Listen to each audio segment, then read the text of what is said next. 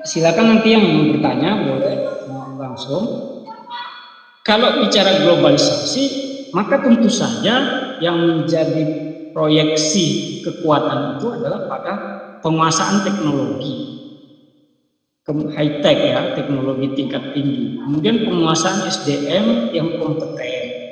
Kemudian kekuatan modal dalam pengertian uang untuk membangun imperium usaha, ya, semacam kerajaan usaha. Kalau nggak punya itu nggak bisa. Nah, UMKM kan nggak punya itu, nggak punya semua, apalagi koperasi. Gitu. SDM-nya kadang-kadang tidak terdidik, tidak kompeten. Namanya juga orang wirausaha atau didak kadang-kadang kan, lebih karena semangat untuk bertahan hidup kadang-kadang. Teknologi apalagi kan UMKM kan kadang-kadang hanya food industry, tidak perlu yang memang tidak membutuhkan teknologi high tech. Jadi problemnya adalah penguasaan pasar. Nah, kalau penguasaan pasar tentu saja dia membutuhkan jaringan-jaringan marketing yang itu memerlukan SDM yang kuat, gitu. Seberapa kuat UMKM kita masuk ke sektor itu? Kalah tetap bersaing karena marketing juga membutuhkan teknologi, gitu. Itu problem kita hari ini. Kenapa UMKM nggak bisa bangkit, nggak bisa maju?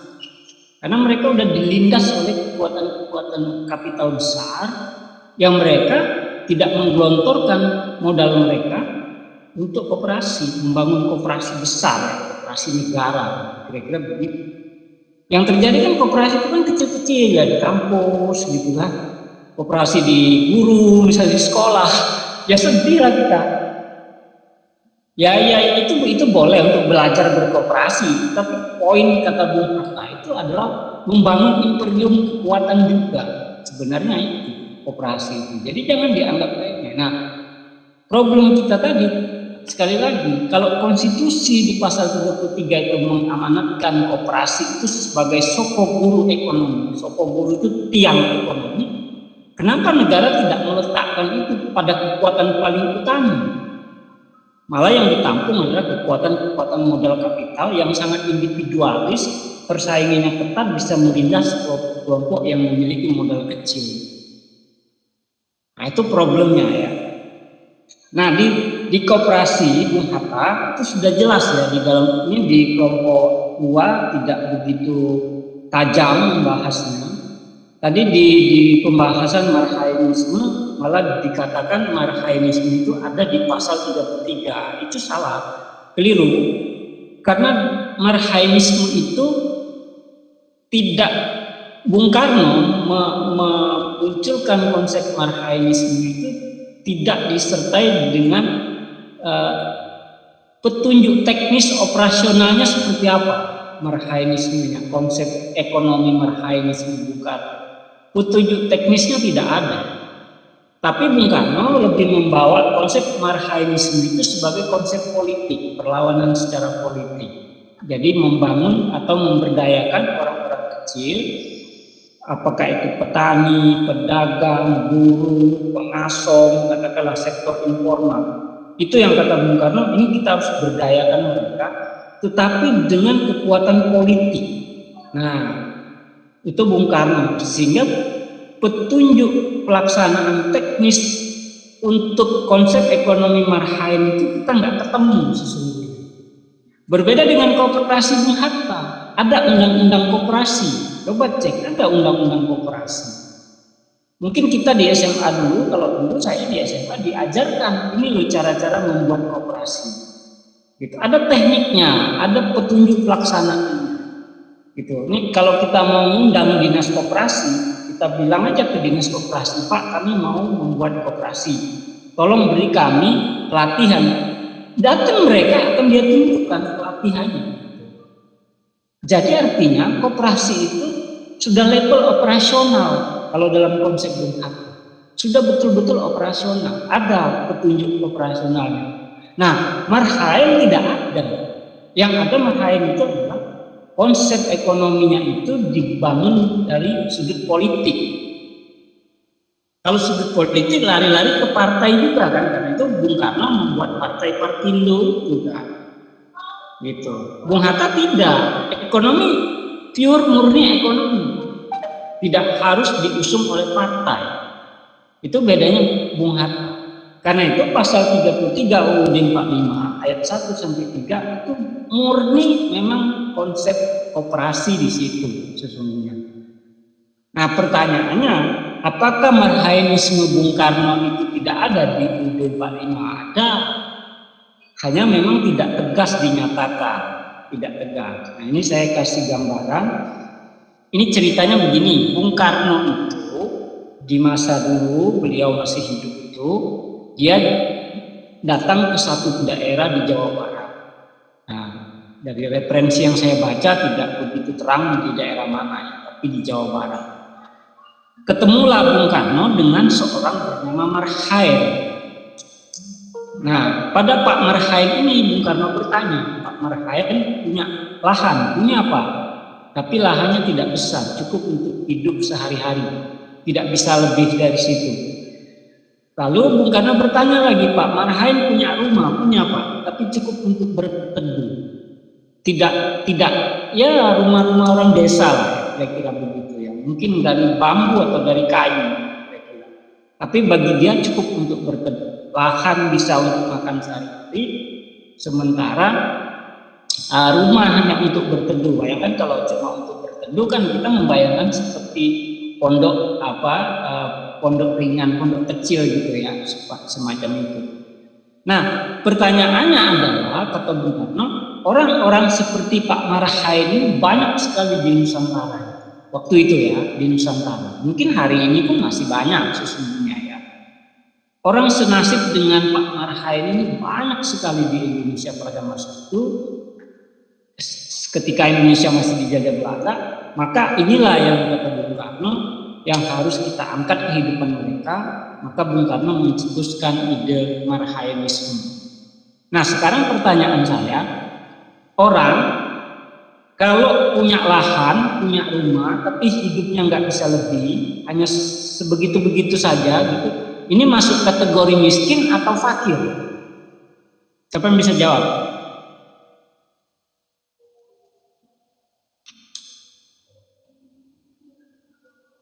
Ya, silakan siapa yang mau menanggapi.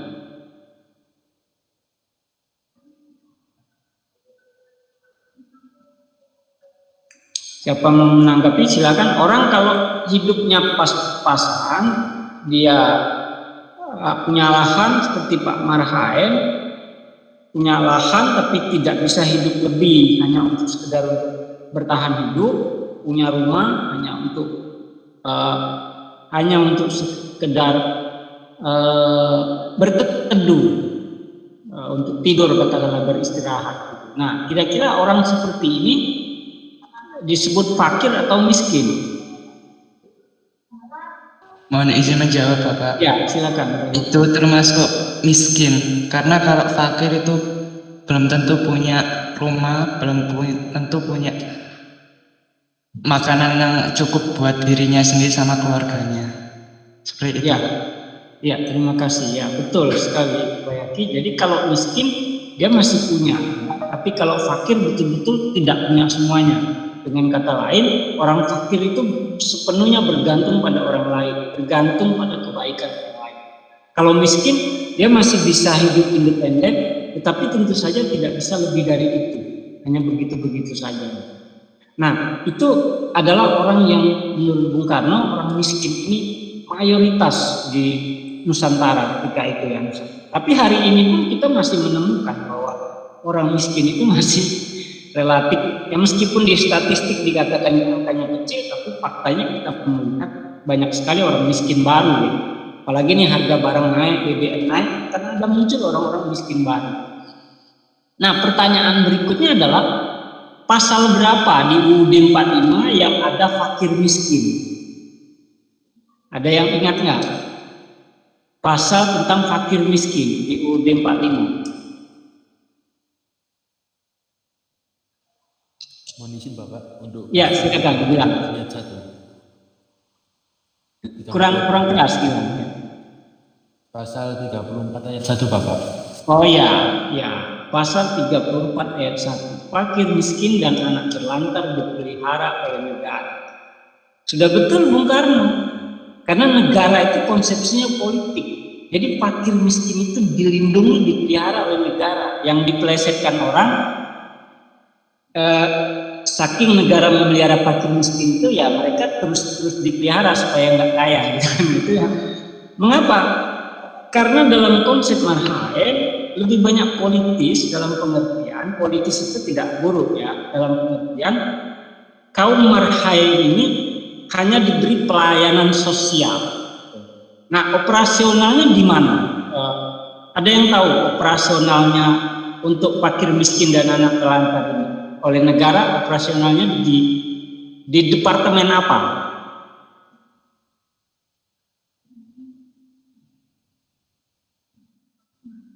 Ya, siapa yang mau jawab? Operasional pasal 34 ini departemen mana yang berwenang?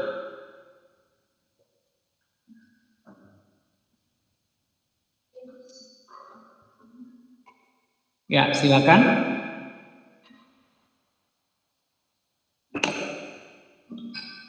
Kalau koperasi kan ada departemen koperasi. Kalau dulu kan ada Kementerian Koperasi ya, malahan dulu di masa Gus Dur ada Menteri Koperasi, tapi kemudian dimasukkan Kementerian Koperasi itu sekarang dilebur di kayaknya di Kementerian Perdagangan dan Usaha. Ya, Izin menjawab Pak. Ya, silakan. Di Kementerian Sosial Pak. Iya, betul sekali.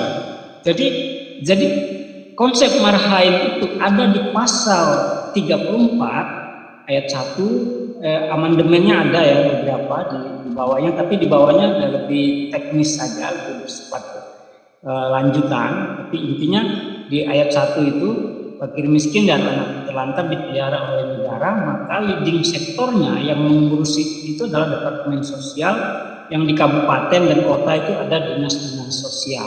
Wujudnya adalah bisa panti asuhan, bisa panti jompo, bisa rumah-rumah yatim piatu, itulah wujudnya. Baik itu diselenggarakan swasta maupun di bawah perlindungan, di bawah pengelolaan dinas sosial. Swasta boleh, tapi harus daftar kan. Kalau daftar nanti dia dapat biaya, dapat subsidi dari negara. Swasta, misalnya seperti ormas keagamaan atau lembaga keagamaan seperti NU, Muhammadiyah, itu mereka punya rumah-rumah yatim piatu yang itu mereka daftarkan ke dinas sosial, nanti akan dapat bantuan. Tapi tidak sepenuhnya, tentu kan yang dananya juga dari organisasi tersebut. Nah, tapi yang di bawah dinas sosial 100% oleh negara. Bantuan untuk rumah yatim, rumah jompo atau panti asuhan dan sebagainya itu. Nah, itulah konsep Bung Karno sebenarnya kalau kita tafsir lebih jauh. Tetapi konsep Bung Karno ini memang tadi seperti saya katakan lebih banyak kepada pelayanan sosial atau perlindungan sosial, bukan pada produksi. Andai kata konsep ini digeser sedikit menjadi konsep yang produktif, jadi anak yatim, orang jompo ini kayaknya ada ya pelatihan produktif itu ya. Seperti orang jompo yang bisa melukis, orang jompo yang bisa menyulap, itu bisa jadi produktif sebenarnya. Tapi tetap saja oleh dinas sosial hanya menjadi konsepsi pelayanan saja, pelayanan publik atau pelayanan sosial. Beda dengan koperasi. Koperasi betul-betul ada produk. Mereka memproduksi sendiri lalu menjual kepada anggota dan juga kepada orang banyak di luar anggota. Itu pembedaannya di situ. Jadi sesungguhnya memang di pasal fakir miskin dan anak terlantar tidak disebut Marhaen. Tapi kalau kita tarik kepada definisi Marhaen, sesungguhnya masuknya ke sana. Artinya Marhaenisme Bung Karno, Koperasi Bung Hatta itu adalah amanah konstitusi. Sementara untuk konsep Bung Karno sudah berjalan stabil katakanlah, meskipun prinsipnya hanya pelayanan sosial, perlindungan sosial, tetapi konsep Bung Hatta, Koperasi hari ini tergilas. Jadi tadi seperti dijelaskan oleh kelompok 2, kalah oleh konsep globalisasi atau kapitalisme liberal hari ini. Ya tadi, seperti tadi, negara masih meletakkannya di posisi UMKM. Jadi seakan-akan koperasi nggak bisa bersaing. Nah ini tanggung jawab negara, bagaimana caranya koperasi bisa satu level dengan pemilik modal besar gitu. Nah itu yang menjadi pertanyaan kita. Apakah negara tidak sampai ke sana cara berpikir membangun koperasinya? Kira-kira itu ya gambarannya. Jadi kelompok dua saya kira beberapa poin sudah betul. Tapi tadi, nah lalu globalisasi di dalam UUD 45 kalau kita lihat di pasal 33 memang nggak nyambung, tidak ada sebenarnya. Ya itu artinya memang globalisasi tidak ada di dalam UUD 45 gitu. Karena UUD 45 kita itu dikonsep oleh Panitia Persiapan Kemerdekaan Indonesia mengambil jalan tengah, tidak ekstrem ke komunis, tidak ekstrem ke kapitalis. Betul-betul mengambil jalan tengah. Koperasi itulah jalan tengahnya sebenarnya menurut Bung Hatta. Memang koperasi itu tumbuh di negara kapitalis ketika Bung Hatta sekolah di Belanda. Tetapi kata Bung Hatta, prinsip koperasi itu yang kita ambil, karena koperasi itu di masyarakat Indonesia, adat istiadat Indonesia itu sudah gotong royong, sudah kekeluargaan, sudah musyawarah mufakat. Itu kenapa koperasi itu menurut Bung Hatta relevan kita ambil prinsipnya, tapi praktek operasionalnya kita gunakan kultur bangsa Indonesia sendiri. Begitu Bung Karno ya. Bung Hatta. Nah, jadi pasal 33 memang fokusnya pada koperasi, sementara konsep marhaennya Bung Karno karena lebih banyak politis dalam pengertian perlindungan atau jaminan sosial, maka sesungguhnya lebih tepat di pasal 34 UUD 45. Nah, kita tahu kan hari ini ada BLT, ada Kartu Indonesia Pintar, Kartu Indonesia Sehat. Itu sebenarnya konsepnya Bung Karno itu. Sudah betul itu konsep Bung Karno. Tapi apakah bisa negara nanggung orang sepanjang hidup seperti itu? Kan nggak bisa. Karena bantuan sosial itu biasanya tentatif atau sesaat ketika situasi daya beli masyarakat lagi menurun atau kondisi ekonomi kita sedang mengalami satu keguncangan atau krisis, sehingga BLT, Kartu Indonesia Pintar, Kartu Indonesia Sehat atau BPJS pun banyak dikritik orang seperti itu konsep pelayanan sosial. Nah konsep yang produksi, kalau bicara faktor produksi dan alat produksi, koperasi lah tempatnya. Begitu ya kira-kira. Oke, ada yang mau bertanya? Kita sudah pukul 18.49, 50. Ya, kalau tidak ada kita tutup dulu. Nanti kelompok 3 akan saya kasih informasi di grup presentasinya. Nah, sementara ini kita mengikuti etol dulu. Saya nggak tahu karena ada kabar katanya kelas mau dipisah. Nah, tapi saya lihat di etol ternyata masih saja jamnya sama, kelasnya sama. Ini kelas J3 PJJ PI tidak ada di etol saya. Jadi saya susah mengaktifkan presensinya. Pusing juga jadi. Oke, begitu kalau begitu untuk teman-teman D4 telekomunikasi kita akhiri sampai di sini. Silakan yang mau keluar, saya menunggu kelas berikutnya. Saya akhiri dengan Assalamualaikum warahmatullahi wabarakatuh. Selamat malam, semoga sehat selalu.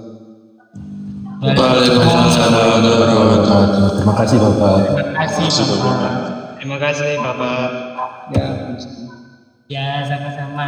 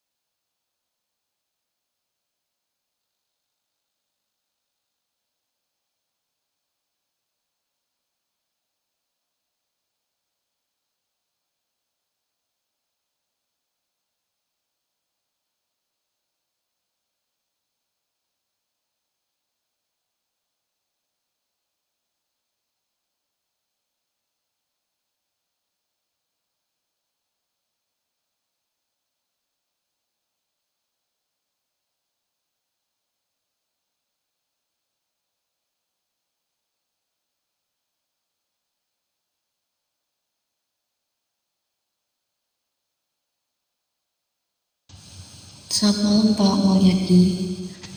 Ya. Banyak dari teman-teman mahasiswa di 3TI sudah bergabung, mungkin bisa langsung dimulai presentasinya Pak, untuk Ya. mempersingkat waktu juga. Ya, boleh. Oke, kalau begitu silakan kelompok 2 dan 9 ya. Iya Pak, betul. Ya, silakan kelompok 2 lebih dulu.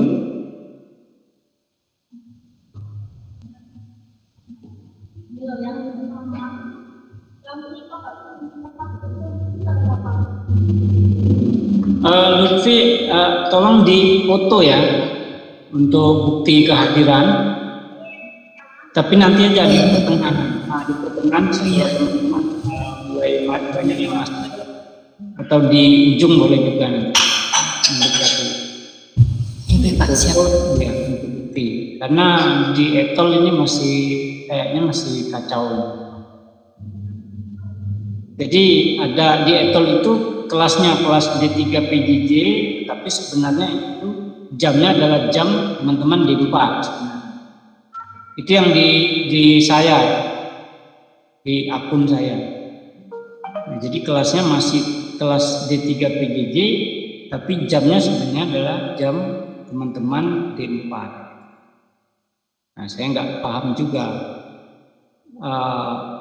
Harusnya teman-teman D4 ini kelasnya dibedakan, mestinya dipisah. Nah, dulu kemarin itu saya sudah dapat info dari BAK itu katanya mau dipisah, tapi saya cek di akun etol kok masih sama dengan yang sebelumnya. Nah, jadi tidak apa-apa, kita lanjut saja tadi dengan cara dipoto saja untuk bukti kuliah kita atau kehadiran teman-teman. Saya juga nanti akan memotonya. Ya, silakan kelompok 2 untuk mempresentasikan hasil diskusi kelompoknya. Permisi Pak, apa suara saya sudah jelas? Ya, sudah jelas. Dengan silakan. Oh ya. Saya coba share screen dulu ya Pak. Ya, boleh.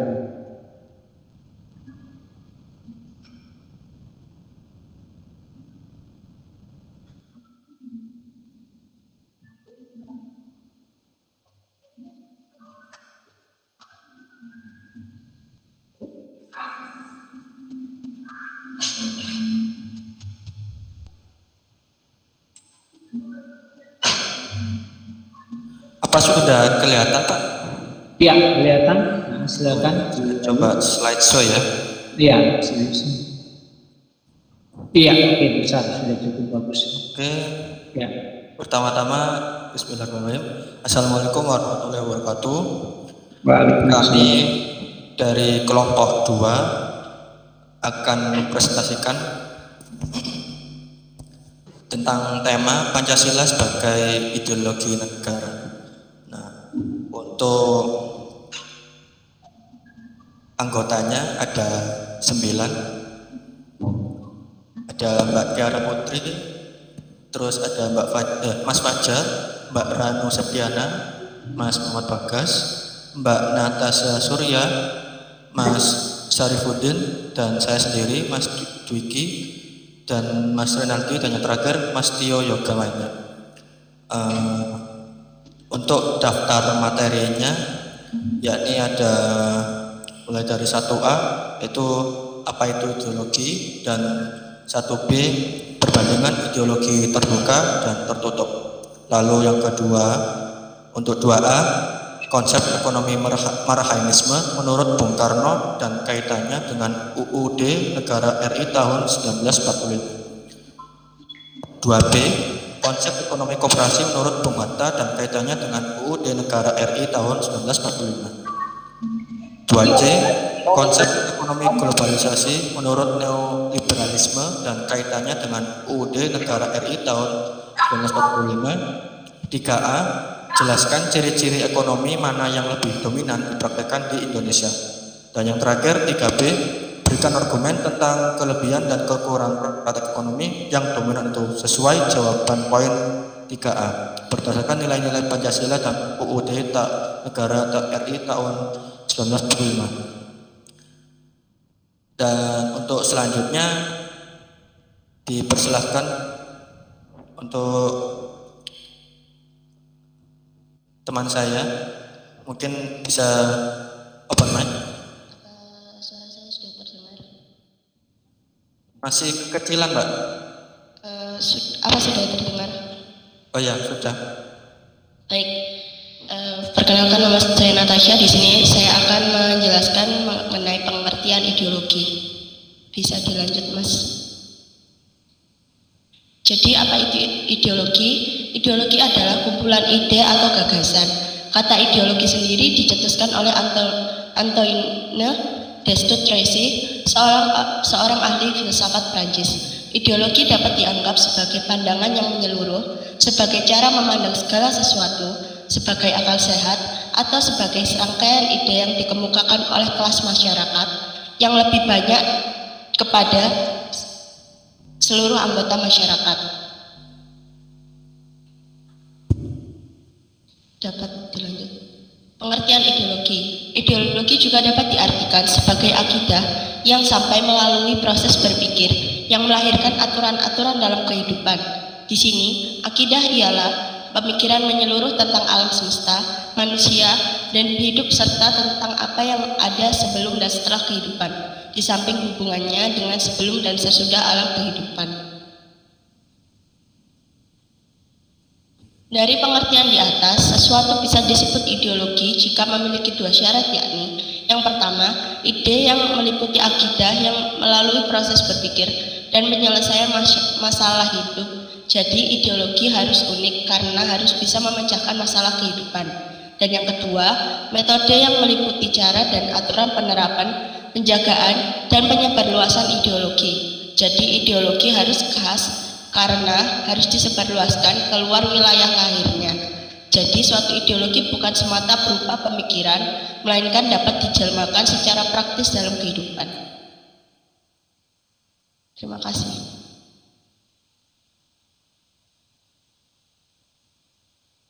Baik, untuk pembahasan selanjutnya yakni perbandingan ideologi terbuka dan ideologi tertutup. Mungkin bisa dipersilahkan. Halo, suara saya sudah terdengar?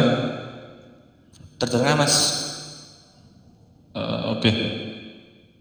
Perbandingan ideologi terbuka dan ideologi tertutup.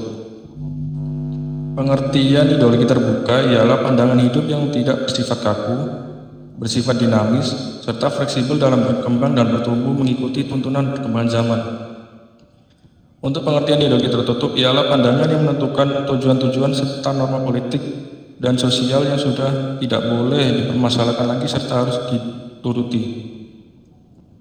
Untuk nilai dan cita-cita ideologi terbuka ialah tidak dipaksakan oleh hal-hal di luar masyarakat, melainkan digali dan diambil dari suatu kekayaan rohani, moral, dan budaya dari masyarakat di suatu negara itu sendiri. Sementara di ideologi tertutup, nilai dan cita-citanya dari seseorang atau kelompok tertentu.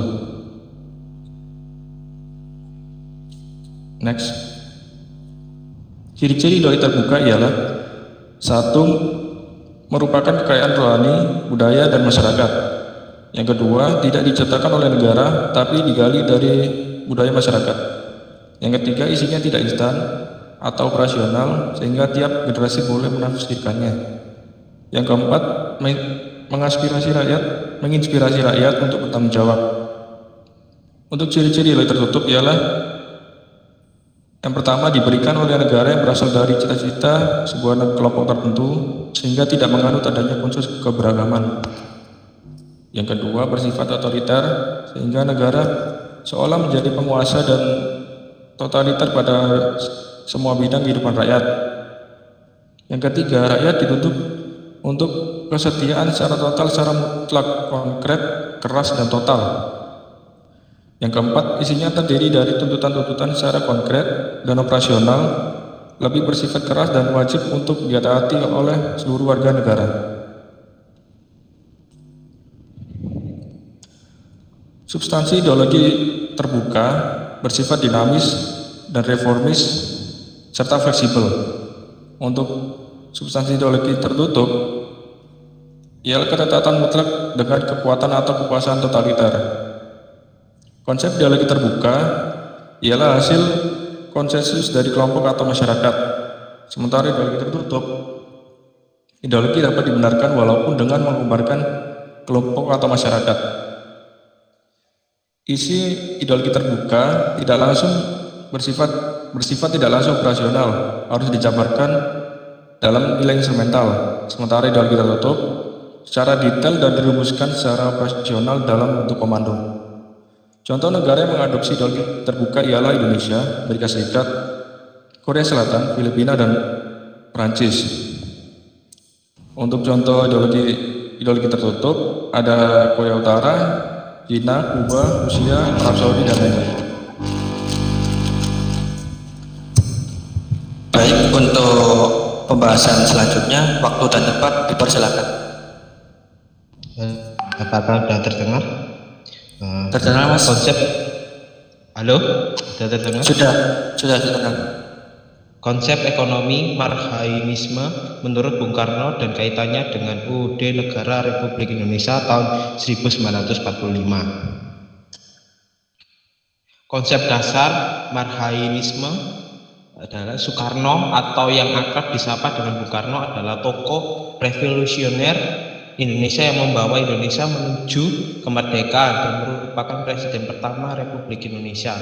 Kiprahnya tak hanya di kancah politik dalam negeri tetapi juga di dunia internasional. Banyak hal dan gagasan yang telah ia lakukan. Dalam perjuangannya sendiri di Indonesia, Bung Karno pernah merumuskan suatu ajaran yang berpengaruh sangat luar biasa dalam proses revolusi Indonesia. Ajaran tersebut adalah marxisme, adalah sosionasionalisme dan sosiodemokrasi, merupakan sebuah asas atau ideologi yang menginginkan terhapusnya sistem kapitalisme, imperialisme, dan feodalisme agar dalam tatanan masyarakat tersebut dapat menyelamatkan kaum marhain. Next. Konsep dasar marxisme dalam bidang ekonomi. Dalam perkembangannya, aktualisasi nyata marxisme dalam bidang ekonomi bisa dilakukan dengan beberapa cara. Yang pertama, melalui kebijakan ekonomi kerakyatan dan sosialisme pasar yang dapat menyelamatkan. 1. Ekonomi kerakyatan. 2. Sosialisme pasar. A. Ekonomi kerakyatan. Sistem ekonomi kerakyatan adalah sistem perekonomian yang melambangkan kedaulatan ekonomi rakyat.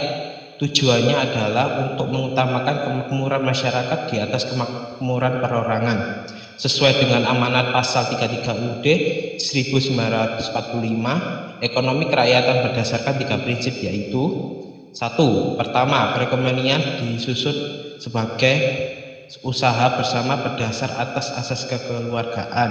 2. Cabang-cabang produksi yang penting bagi negara dan mengusahai hajat hidup orang banyak dikuasai oleh negara. 3. Bumi, air, dan segala kekayaan yang terkandung di dalamnya dikuasai oleh negara dan dipergunakan bagai sebesar-besarnya kemakmuran rakyat. Berdasarkan ketiga prinsip tersebut, dapat disaksikan betapa besarnya peranan negara dalam sistem ekonomi kerakyatan jika dilengkapi dengan pasal 27 ayat 2 dan pasal 34. Peranan negara dalam diselenggarakan sistem ekonomi kerakyatan dalam garis besarnya meliputi 1. Mengembangkan koperasi sebagai soko guru perekonomian nasional. 2. Mengembangkan BUMN pada cabang-cabang produksi yang penting bagi negara dan yang menguasai hajat hidup orang banyak. 3. Memastikan pemanfaatan bumi, air, dan segalanya kekayaan yang terkandung di dalamnya bagi sebesar-besarnya kemakmuran rakyat. 4. Melindungi hak setiap warga negara untuk mendapat pekerjaan dan penghidupan yang layak. yang layak. 5. Mengembangkan panti-panti sosial bagi fakir miskin dan anak-anak terlantar. Next. Mencermati perbedaan mencolok antara ekonomi kerakyatan dengan ekonomi neoliberal tersebut, maka tidak berlebihan bila ekonomi kerakyatan diposisikan sebagai antitesis ekonomi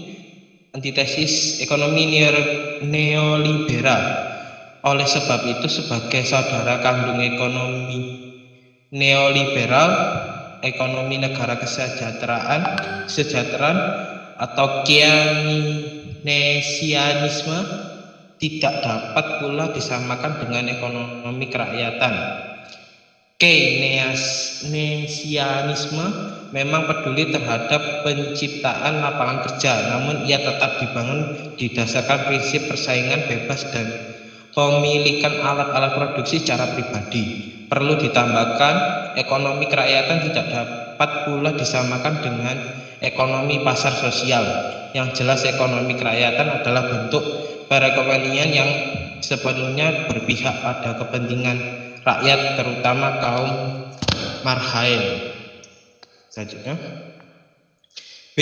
Sosialisme pasar. Sosialisme pasar pada dasarnya adalah penggabungan antara penyelenggara perekonomian berdasarkan kepemilikan faktor-faktor produksi secara kolektif dengan penetapan harga melalui mekanisme pasar. Sebagaimana telah dikenal selama ini, kepemilikan faktor-faktor produksi secara kolektif tersebut dapat dilakukan melalui penyelenggaraan BUMN, koperasi, atau melalui badan usaha yang sejenis lainnya. Apabila semua kebijakan itu bisa dilakukan secara maksimal oleh pemerintah, niscaya kaum marhain Indonesia merasakan akan keberpihakan ekonomi yang selama ini tidak didapatkan. Maka dari itu, perjuangan kaum marhain harus benar-benar revolusioner agar dapat mendapatkan hak-haknya di bidang ekonomi. Next. Untuk materi selanjutnya, waktu dan tempat dipersilakan. Apakah suara saya sudah terdengar? Sudah, monggo. Ya, baik. 2B. Konsep ekonomi koperasi menurut Bung Hatta dan kaitannya dengan UUD Negara RI tahun 1945. Konsep koperasi menurut Muhammad Hatta. Rumus konsep koperasi di Indonesia ialah Muhammad Hatta. Beliau disebut juga sebagai Bapak Koperasi.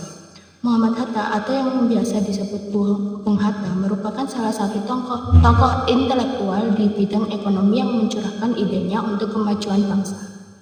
Konsep koperasi merupakan bukti keprihatinan Bung Hatta akan kondisi ekonomi Indonesia yang terjebak hutang oleh lintah darat. Konsep koperasi yang ditawarkan oleh Bung Hatta merupakan bentuk modern dari adat istiadat dan tradisi masyarakat Indonesia, yaitu semangat kolektivisme, gotong royong, dan tolong-menolong. Koperasi diharapkan menjadi penopang ekonomi rakyat untuk dapat mensetarakan ekonomi sehingga tidak adanya ketimpangan dalam lapisan ekonomi di Indonesia. Pemikiran ekonomi koperasi Muhammad Hatta sudah tertuang dalam pasal 33 ayat 1 UUD 1945 yang menegaskan bahwa perekonomian disusun sebagai usaha bersama berdasar atas asas kekeluargaan. Makna yang terkandung dalam ayat tersebut sangat dalam, yakni sistem ekonomi yang dikembangkan seharusnya tidak basis persaingan serta atas asas yang sangat individualistik. Menurut Muhammad Hatta, karakter yang perlu dibangun dalam berkoperasi yaitu membangun budi pekerti, kekeluargaan, solidaritas, individualitas, menghidupkan rasa tanggung jawab moral dan sosial. Next. Tujuan koperasi di Indonesia menurut UU nomor 25 tahun 1992 tentang perkoperasian. Koperasi bertujuan memajukan kesejahteraan anggota pada khususnya dan masyarakat pada umumnya, serta ikut membangun tatanan perekonomian nasional dalam rangka mewujudkan masyarakat Indonesia yang maju, adil, makmur berdasarkan Pancasila dan Undang-Undang Dasar 1945. Dilansir dari buku Koperasi Indonesia dalam Era MEA dan Ekonomi Digital karya Herman, tujuan koperasi yakni untuk menunjang kegiatan usaha para anggotanya dalam meningkatkan perekonomian anggotanya melalui pengadaan barang dan jasa yang dibutuhkan. Landasan Koperasi Indonesia berdasarkan Undang-Undang Nomor 12 Tahun 1967, Koperasi Indonesia adalah organisasi ekonomi rakyat yang berwatak sosial. Koperasi sebagai usaha bersama berdasarkan asas kekeluargaan. Terdapat 3 landasan Koperasi Indonesia yang mendasari aktivitas koperasi di Indonesia. Pertama, landasan ideal, yaitu berlandaskan Pancasila. Kedua, landasan mental, yaitu berlandaskan setia kawan dan kesadaran diri sendiri. Ketiga, landasan struktural berdasarkan Undang-Undang Dasar 1945 Pasal 33 Ayat 1 yang menyatakan bahwa perekonomian Indonesia disusun sebagai usaha bersama atas asas kekeluargaan. Terima kasih. Baik, untuk materi selanjutnya, waktu dan tempat dipersilakan. Baik Kak, apakah suara saya sudah terdengar? Sudah terdengar Mas, monggo. Ya, untuk selanjutnya materi 2C, konsep ekonomi globalisasi menurut neoliberalisme dan kaitannya dengan Undang-Undang Negara Republik Indonesia tahun 1945. Next Kak.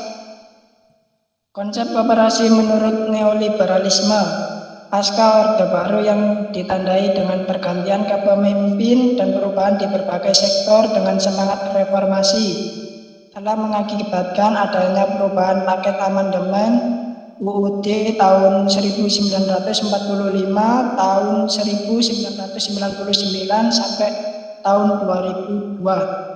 Yang diikuti dengan perubahan pada level undang-undang dan kebijakan lainnya.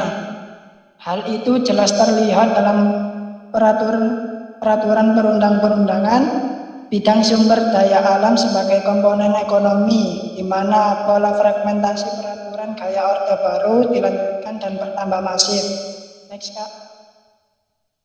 Konsep koperasi menurut neoliberalisme, watak undang-undang yang lahir dari Orde Baru tersebut, terutama yang berkaitan dengan sumber daya alam, di samping memasifkan sektorialisasi sumber daya alam juga diikuti dengan gelombang komersialisasi dan privatisasi atau swatanisasi sektor publik yang semestinya merupakan tanggung jawab langsung dari negara. Hal ini tercermin dari teori konsensus Wang Histon yang menyatakan bahwa kinerja perekonomian yang baik membutuhkan perdagangan bebas, stabilitas makro, serta penerapan kebijakan harga yang tepat. Oleh karena itu, tidak dapat dipungkiri bahwa kesepakatan ini kemudian menjadi penerus bagi keberlangsungan mekanisme pasar.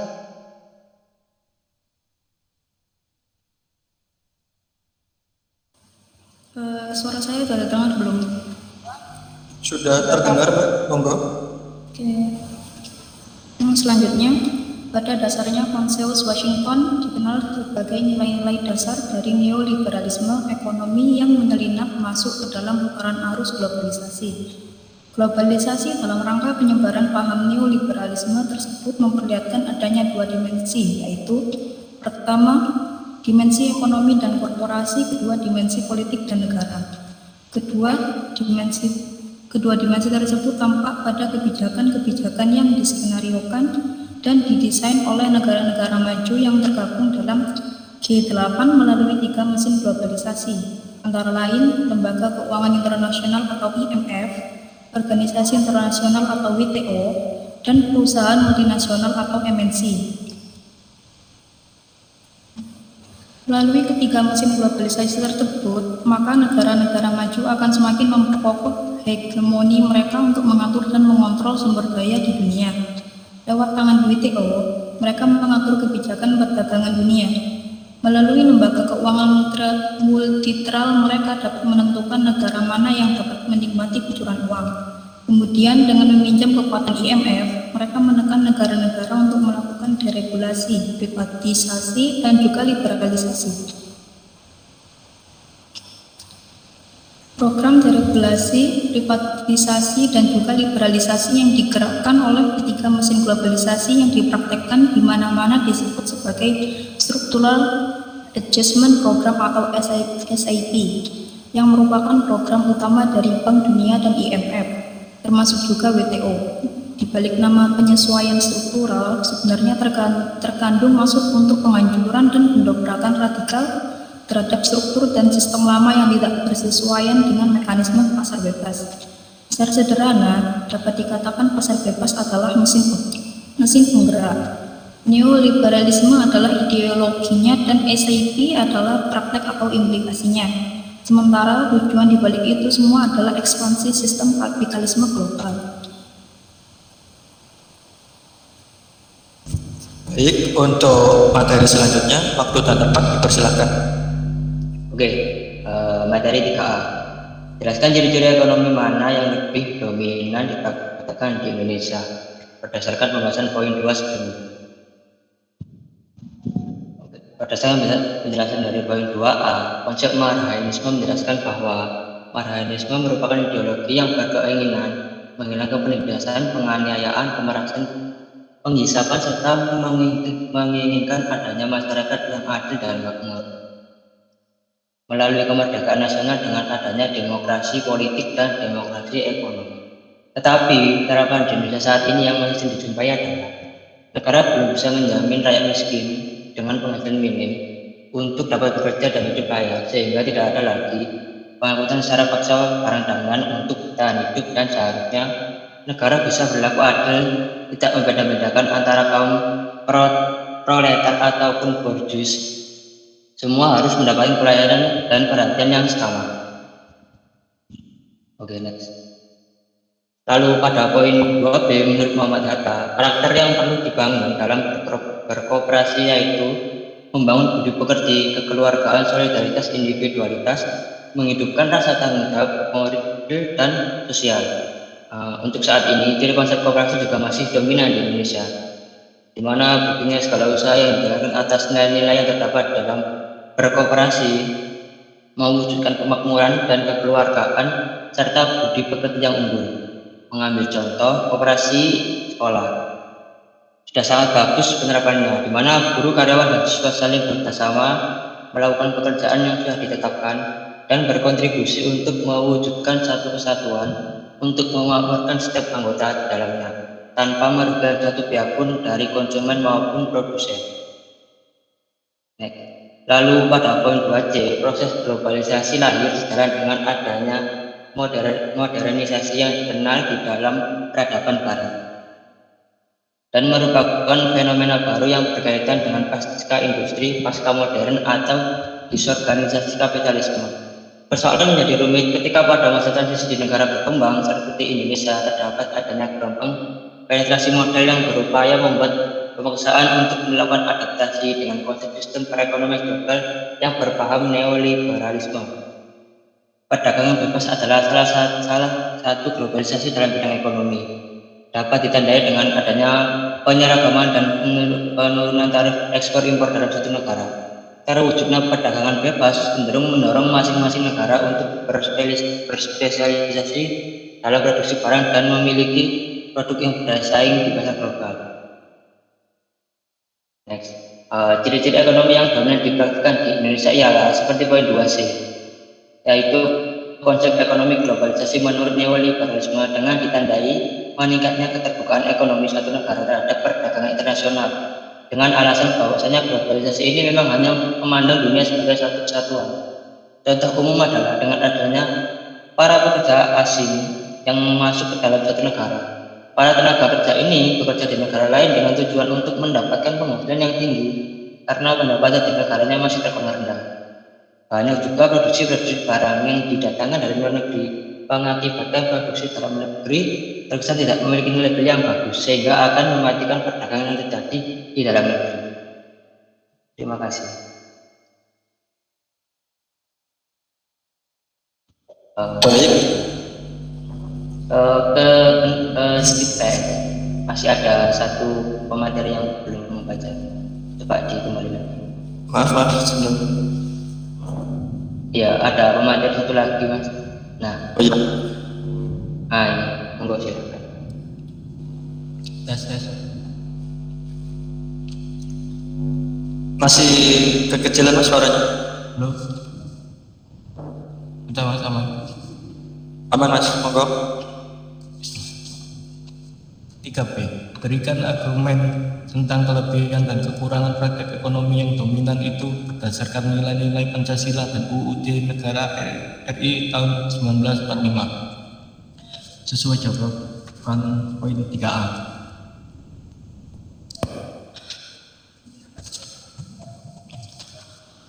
Argumen kelebihan praktek ekonomi neoliberalisme.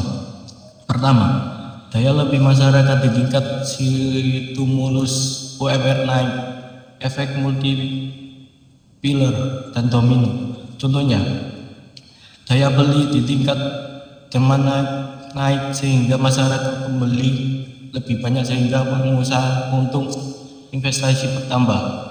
GDP naik, gaji naik, daya beli masyarakat naik, demand naik, dan sebagainya. Kesenjangan sosial diperkecil. Yang kedua, pertumbuhan ekonomi tinggi. Yang ketiga, akan bermunculan peluang-peluang bisnis baru.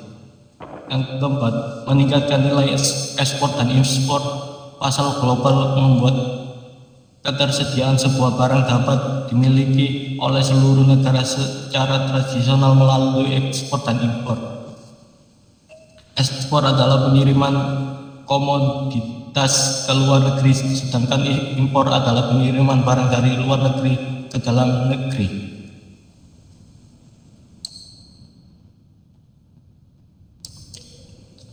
Argumen kekurangan praktek ekonomi neoliberalisme. Banyak produksi barang. Yang pertama, banyak produksi barang yang didatangkan dari luar negeri mengakibatkan produk dalam negeri terkesan tidak memiliki nilai beli yang bagus sehingga akan mematikan perdagangan yang terjadi dalam negeri. Kedua, munculnya ketergantungan negara berkembang pada negara maju. Hal ini disebabkan karena faktor produksi terutama teknologi di mana negara maju lebih canggih di bidang teknologi sehingga memiliki produk yang lebih berkualitas. Yang ketiga, masyarakat jadi konsumtif dan akhirnya akan terlilit dengan utang. Yang keempat, perdagangan internasional membuat bahan baku dalam negeri terjual di luar negeri. Masifnya ekspor bahan baku menyebabkan pasokan bahan baku di Indonesia akan menipis. Next. Argumen yang kelima, minimnya kontrol pemerintahan sehingga regulasi kurang. Pihak yang lemah akan tertindas, yang kuat akan merajalela dan sebagian objek mencari keuntungan yang sebesar-besarnya. Yang keenam, pemerintah dalam memenangkan perdagangan internasional seringkali menciptakan persaingan yang tidak sehat antara industri. Pemerintah menerapkan banyak sekali kebijakan seperti dumping, kemudian juga praktik tarif impor yang memicu munculnya pemungutan liar jelas sangat tidak sehat. Yang keenam, dengan banyak kegiatan impor yang dilakukan oleh negara tersebut, hal ini dampak pada pertukaran nilai mata uang rupiah dengan nilai mata uang luar negeri. Dampak negatif dari pertukaran mata uang tersebut menyebabkan turunnya nilai mata uang rupiah. Terima kasih. Baik, mungkin itu tadi materinya Pak. Dan untuk daftar pustakanya apa juga disebutkan atau gimana Pak? Enggak, ditayangkan aja, saya udah baca. Oh ya, baik. Ini mungkin daftar pustakanya. Iya. Oke. Ada beberapa ya dari slide ini, terus ada lagi. Iya. Sip, mantap. Ini dan ada lagi. Iya. Oke. Sip. Itu saja. Baik, kalau begitu kita langsung ke kelompok 9 dulu. Kita lihat perbandingan. Oke. Terima kasih kelompok. Sama-sama, Pak.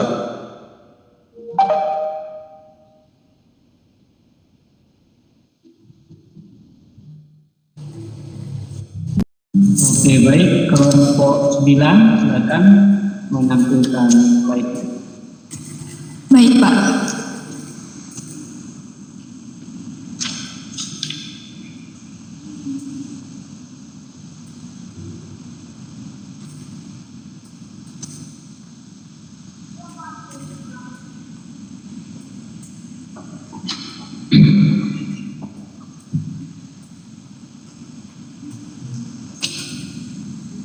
Apa sudah terlihat?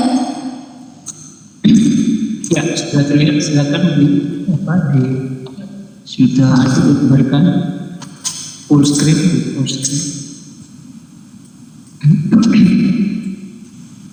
Sebentar.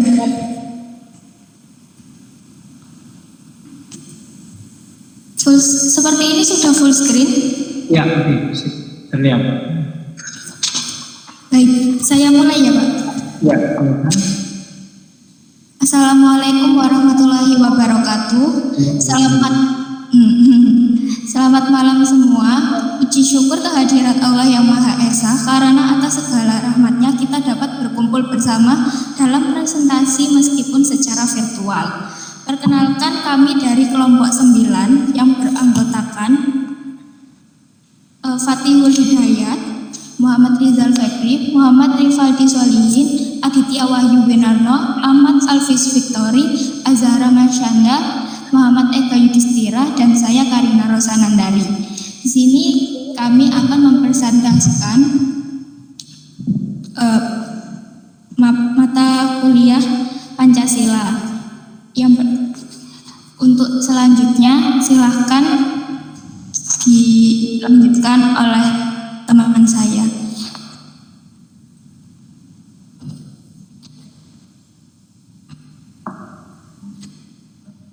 Baik, apakah suara saya sudah terdengar? Ya.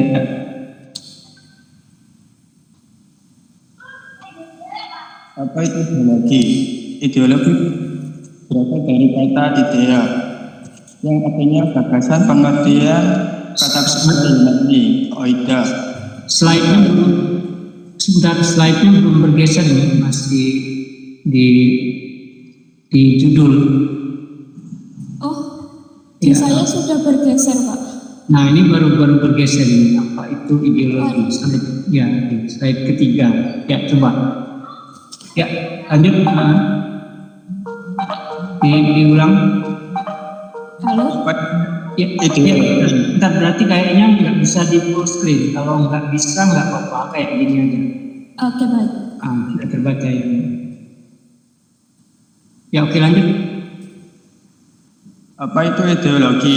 Ideologi berasal dari kata idea, yang artinya gagasan, pengertian. Kata kerja Yunani, oida, sama dengan mengetahui. Melihat dengan budi, kata logi yang berasal dari bahasa Yunani logos, yang artinya pengetahuan. Jadi ideologi mempunyai arti pengetahuan tentang gagasan-gagasan, mengetahui tentang ide-ide, science of ideas, atau ajaran tentang pengertian-pengertian dasar.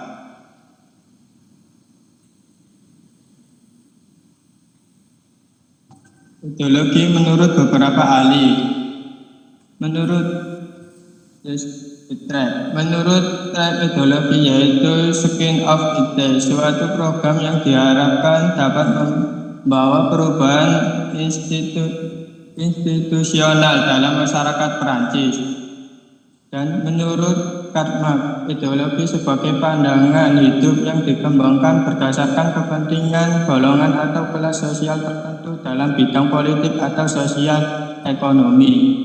Sedangkan menurut Gunawan Setiarjo, ideologi sebagai pandangan hidup yang dikembangkan berdasarkan kepentingan golongan atau kelas sosial tertentu dalam bidang politik atau sosial ekonomi.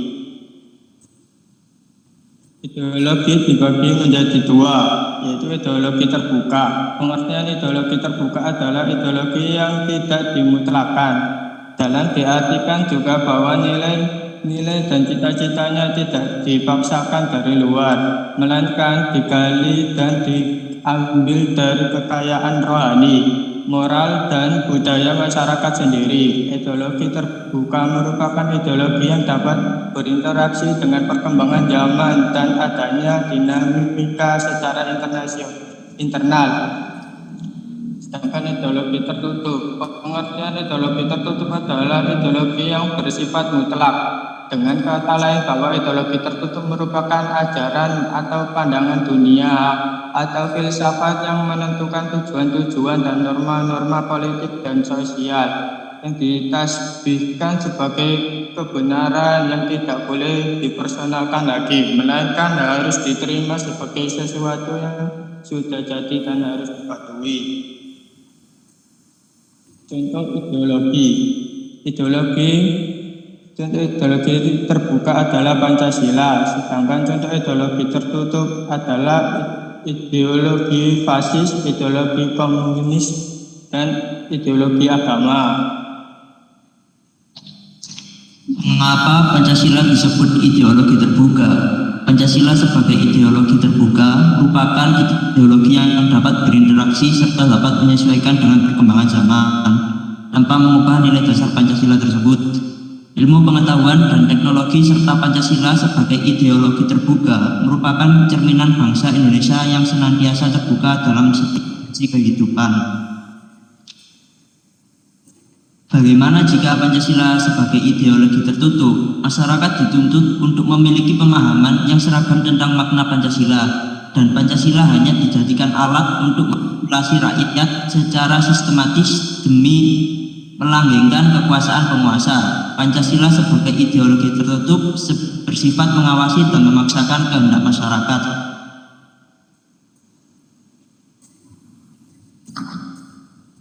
Konsep ekonomi marxisme.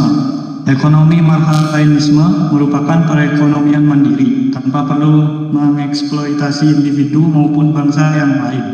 Dari kita untuk kita, memanfaatkan kekayaan sumber daya alam dan manusia di negara ini. Bagi Soekarno, untuk dapat memenuhi tujuan dari marxisme, kita memerlukan modal dalam faktor produksi, tetapi tidak dengan tujuan kapitalisasi. Namun sepertinya marxisme sulit untuk terrealisasi sekarang ini. Melihat pesatnya pertumbuhan ekonomi banyak negara yang mayoritas melakukan praktik kapitalisme. Akhir kata, marxisme tetap menarik untuk dibahas sebagai sudut pandang lain guna melihat suatu permasalahan. Apa kaitan marxisme dengan UUD RI tahun 1945? Sebelum mengetahui kaitan marxisme dengan UUD 1945, kita perlu tahu latar belakang marxisme dulu. Marxisme diperkenalkan semasa zaman pergerakan dalam suasana kehidupan ekonomi rakyat dikuasai oleh modal produksi kolonial, di mana rakyat hanya diperlakukan sebagai pekerja upahan. Soekarno melihat ada petani kecil yang tetap menguasai alat-alat produksi pertaniannya yang mampu bertahan dalam keterbatasannya, sehingga dapat digeneralisasikan menjadi kondisi rakyat Indonesia yang dapat digerakkan ke arah masyarakat yang maju. Sebagai sebuah ideologi, marxisme menjadi penentang rezim kolonial yang kapitalis, di mana sebagian besar alat-alat produksi, sumber daya alam dan modal dikuasai oleh penguasa dan pemodal. Suasana dalam www.marxisme.com. Kembali pada 1945 menuju sosialisme Indonesia dengan demokrasi terpimpin dan ekonomi terpimpin yang merupakan kepribadian Indonesia. Jadi sistem ekonomi terpimpin adalah sistem ekonomi yang segala sesuatunya diatur oleh pemerintah pusat. Dalam sistem ekonomi terpimpin ini, pemerintah pusat berkewenangan penuh dalam mengatur perekonomian negaranya.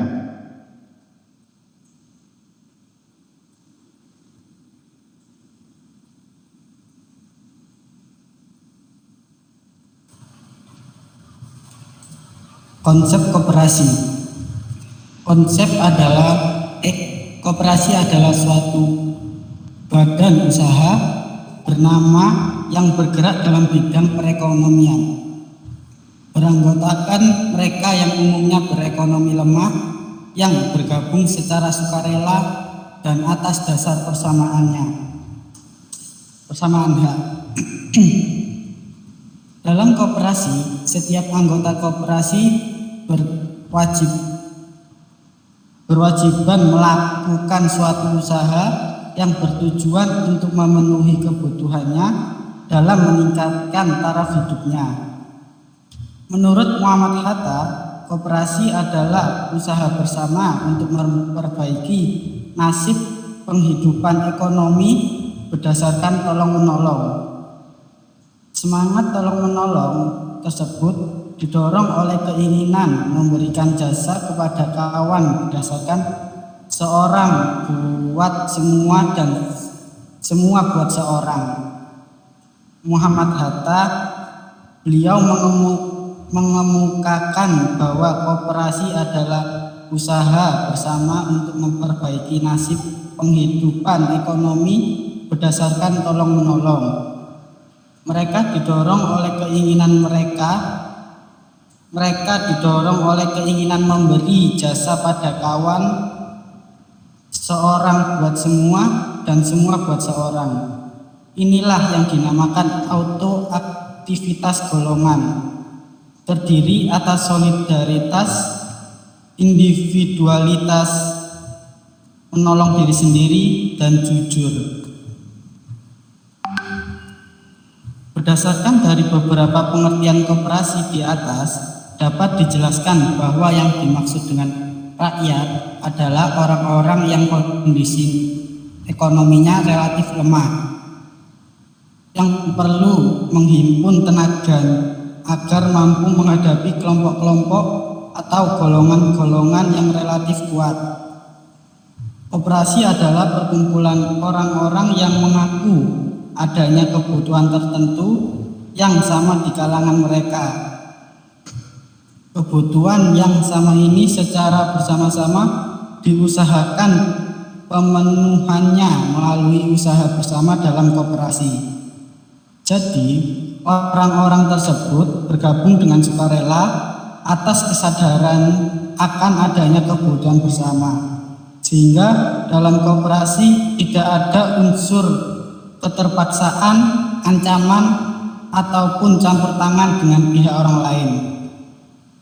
Konsep koperasi di Indonesia yang digagas Hatta yaitu mementingkan kebersamaan dan juga kepentingan bersama, di mana konsep tersebut mengutamakan kepentingan bersama. Konsep demokrasi tersebut diaplikasikan dalam Undang-Undang Dasar UUD tahun 1945 yang menjadi pilar kebangsaan, yaitu tertuang pada pasal 33 dan selanjutnya. Dalam perkembangannya, pada hal ini diamandemen dari 3 butir menjadi 5 butir. Menurut pandangan Muhammad Hatta, tiap-tiap anggota koperasi harus giat berusaha menyuburkan hidup koperasi. Tiap-tiap anggota harus merasani tanggung jawab tentang nasib perkumpulannya, tentang cepat dan lambatnya kemajuan koperasi. Bukan menunggu pembagian keuntungan habis tahun menjadi pokok, melainkan berusaha bersama-sama supaya koperasi dapat menyelenggarakan keperluan bersama dengan sebaik-baiknya.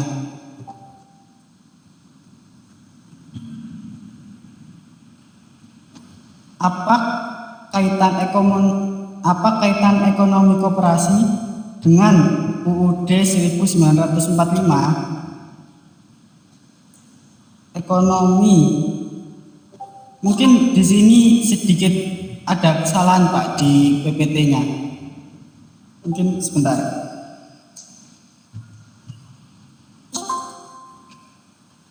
Yang bagian mana? Ya mungkin ini. Apa kaitan ekonomi koperasi dengan 1945? 1945. Ekonomi koperasi dilaksanakan dengan mengurus 3 prinsip dasar. Prinsip ini digunakan sebagai tidak ukur agar jalannya sistem ini sesuai dengan apa yang digariskan di awal. Ketiga prinsip dari sistem ekonomi operasi ini termasuk dalam pasal 33 Undang-Undang Dasar 1945, yaitu pasal 33 ayat 1. Perekonomian disusun sebagai usaha bersama berdasarkan atas kekeluargaan. Pasal 33 ayat 2, yaitu cabang-cabang produksi yang penting bagi negara dan menguasai hajat hidup orang banyak dikuasai oleh negara.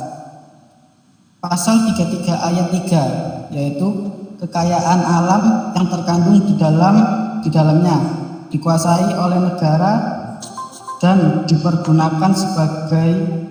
digunakan sebesar-besarnya untuk kemakmuran masyarakat.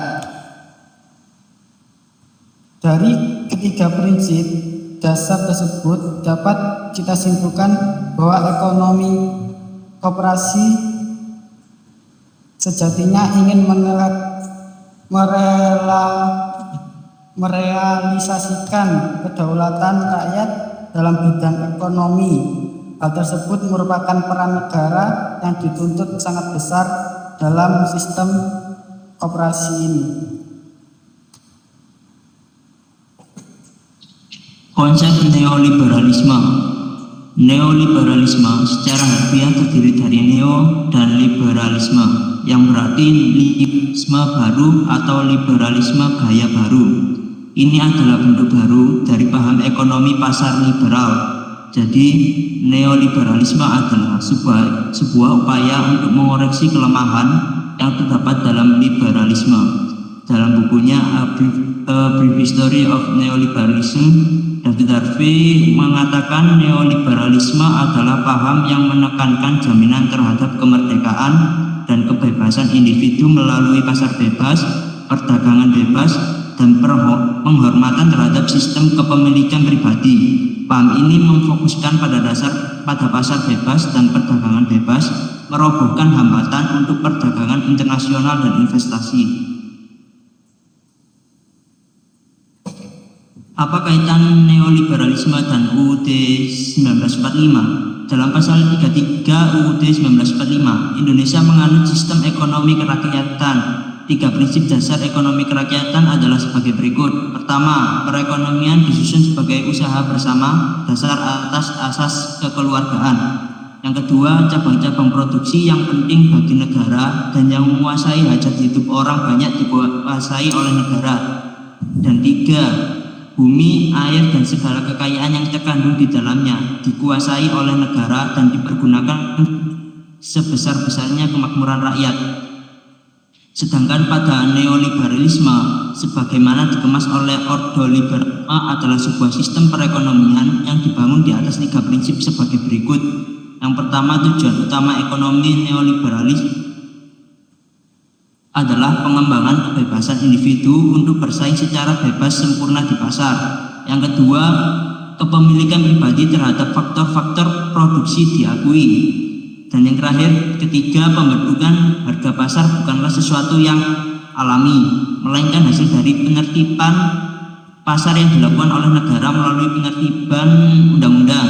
Mencermati perbedaan mencolok antara ekonomi kerakyatan dengan neoliberalisme tersebut tidak terlalu berlebihan bila disimpulkan bahwa ekonomi kerakyatan pada dasarnya adalah antitesis dari neoliberalisme. Berdasarkan pembahasan 2 poin di atas, menurut kelompok kami, ciri-ciri yang lebih dominan dipraktekkan di Indonesia adalah ekonomi globalisasi. Ciri-ciri ekonomi globalisasi yang paling dominan saat ini adalah yang pertama, meningkatnya perdagangan global. Kerjasama antar negara membuat barang-barang diimpor dari luar negeri. Contohnya, jika mencari barang elektronik, bisa pergi ke toko dan menemukan berbagai macam barang. Yang kedua, meningkatnya aliran modal internasional dan investasi. Ciri globalisasi selanjutnya adalah sumber daya alam Indonesia bisa dikirim ke luar negeri. Sumber daya alam ini bisa menambah modal investasi dari luar negeri untuk Indonesia. Yang ketiga, ketergantungan antar negara di bidang ekonomi. Adanya ketergantungan ekonomi ini mengakibatkan perdagangan internasional, peningkatan perusahaan multinasional, dan organisasi dunia. Yang keempat, ada meningkatkan interaksi budaya dan perkembangan media massa. Globalisasi mempermudah arus informasi warga dari belahan dunia, mendapatkan pengalaman baru budaya yang berbeda. Contohnya musik, berita, dan olahraga internasional. Yang kelima, ada masalah suatu negara menjadi perhatian internasional. Masalah dalam suatu negara bisa menarik perhatian dunia internasional. Contohnya inflasi, perubahan iklim, dan krisis multinasional. Dan yang terakhir, ada penyebaran informasi. Semakin mudah globalisasi memudahkan dan mempercepat proses penyebaran informasi. Setiap negara memiliki batas wilayah masing-masing, namun globalisasi mampu mengaburkan hal tersebut. Artinya setiap orang dari berbagai negara bisa menerima apa informasi dengan negara lainnya.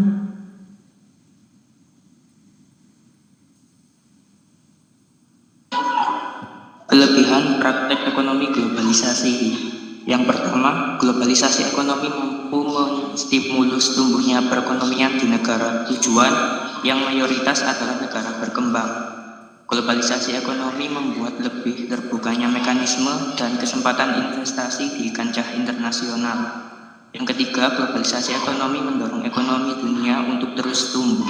Yang keempat, pendapatan yang meningkat di negara-negara berkembang sebagai buah dari bebasnya perdagangan berskala internasional juga menjadi dampak positif dari globalisasi ekonomi. Yang kelima, masih berhubungan dengan poin di atas, meningkatnya pendapatan negara-negara berkembang akibat perdagangan global pada gilirannya mampu membuat pendapatan per kapita turut meningkat di skala global. Yang keenam, globalisasi ekonomi membuat komoditas barang dan jasa di satu negara meningkat variasinya. Yang ketujuh, terakhir, globalisasi ekonomi membuat sebuah negara mampu bersaing di pasar global secara lebih efisien. Dan yang terakhir, kekurangan praktek ekonomi globalisasi adalah ekonomi globalisasi menyebabkan tidak efektifnya proses penyesuaian ekonomi di suatu negara.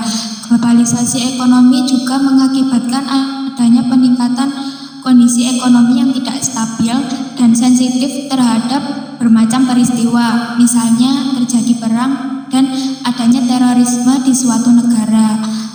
Globalisasi ekonomi memicu terjadinya kerusakan lingkungan. Globalisasi ekonomi menyebabkan adanya pendapatan per kapita yang timpang antar negara berkembang dengan negara maju. Globalisasi ekonomi mengakibatkan menurunnya level keamanan dalam pekerjaan. Akhir kata, terima kasih atas perhatian teman-teman semua. Semoga apa yang kami sampaikan bermanfaat untuk kita semua di kemudian hari. Kami dari kelompok 9 mengucapkan Assalamualaikum warahmatullahi wabarakatuh. Terima kasih.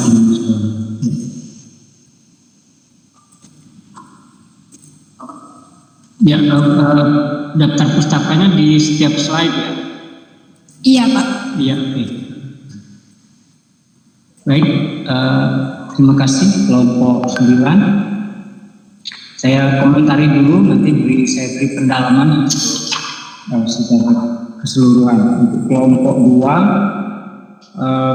2, untuk definisi apa itu ideologi ya sudah benar. Kelompok 9 juga banyak ya tokoh-tokoh yang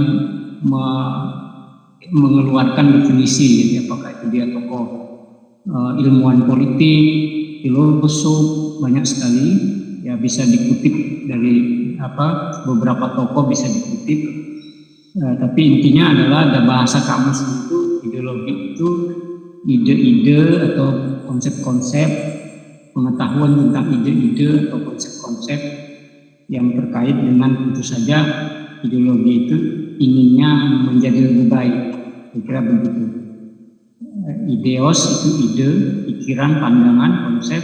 Logos itu pengetahuan, logi itu pengetahuan atau rasio, pikiran, saya juga begitu.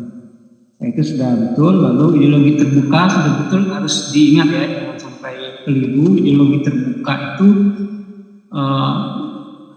dulu sekali, lama sekali mahasiswa sering keliru kalau mendengar kata ideologi terbuka. Sering dikatakan, oh berarti semua ideologi boleh masuk. Ya, kita bisa ambil dari komunis, kita bisa ambil dari konsepsi kapitalis. Nah, itu bukan begitu maksudnya. Jadi yang tadi sudah betul disampaikan kelompok 9 dan kelompok 2. Ideologi terbuka itu adalah ideologi yang nilai-nilainya diambil dari nilai-nilai yang sudah berkembang dalam masyarakat. Nah, Indonesia sendiri kita perhatikan di sejarah perumusan Pancasila ya.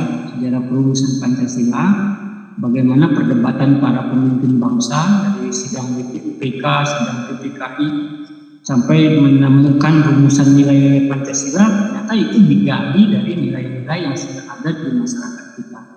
Itulah disebut dengan ideologi terbuka. Jadi bukan berarti dia nampung semua, bukan tong sampah ya.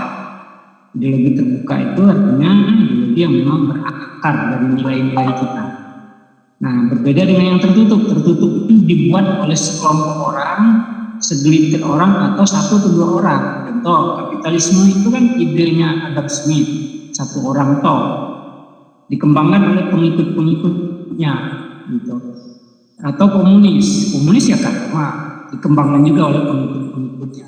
Jadi segelintir orang aja, partai komunis yang mengembangkan. Nah, akibatnya adalah tadi sudah betul 2 dan 9. Kalau ideologinya tertutup biasanya sifatnya totaliter, diktator. Orang dipaksa nggak boleh kritis.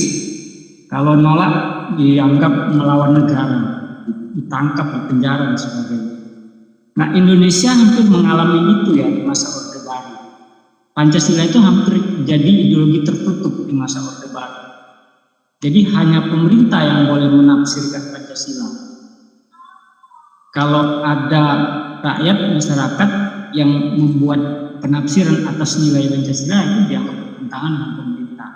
Nah, itu dulu kita mengalami juga fase ideologi Pancasila menjadi tertutup. Nah, setelah reformasi agak bablas. Reformasi agak bablas juga. Itu juga problem juga. Jadi pemerintah harus harus ada aturan mainnya. Tidak bisa juga kelewat bablas. Nah, maka konsekuensi terbuka dan tertutup ada konsekuensi semua. Tapi secara nilai karakter kita berakar dari nilai-nilai bangsa kita sendiri. Kemudian di kelompok 2 konsep ekonomi marhaen disebut ya dalam UUD 45 ada beberapa pasal yang diambil, pasal 27, 34 dan 33. Memang ada kalau ditafsir sih bisa saja pasal 33 masuk, tapi kita tidak, ini di kelompok 9 konsep marhaisme dalam UUD 45 nggak disebut karena memang kita sulit untuk memasukkannya atau menghubung-hubungkannya. Jadi pasal marhaenisme itu mungkin kalau saya sepakat lebih ke pasal 34. Ini di kelompok 2 tadi juga disebut pasal 34 ya, tentang fakir miskin dan anak terlantar. Jadi Bung Karno itu kan bertemu dengan seorang petani di Jawa Barat. Dia lihat petani itu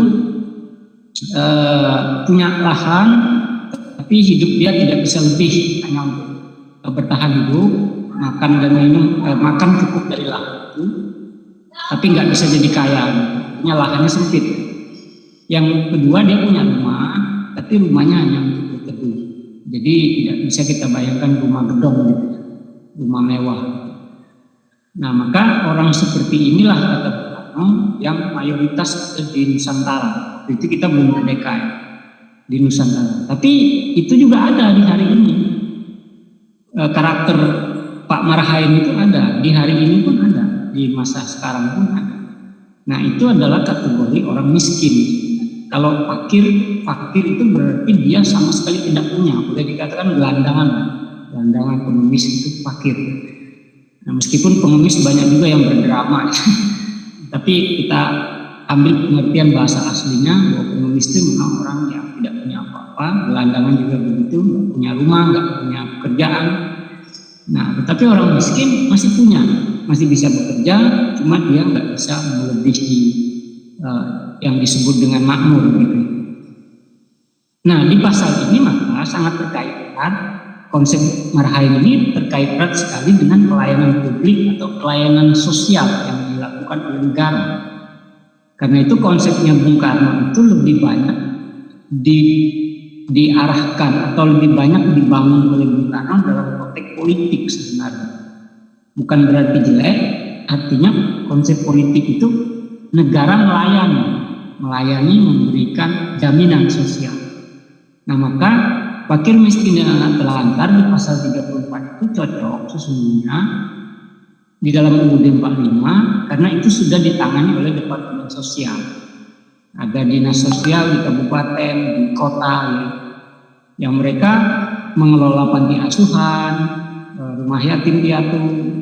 Ada swasta, tapi swasta ini biasanya diwajibkan mendaftar kepada dinas sosial. Kalau terdaftar nanti mereka akan mendapat pembagian jatah subsidinya ya, ada jatah meskipun tidak 100%. Kita tahu misalnya ormas-ormas keagamaan kan punya biasanya rumah yatim piatu ya.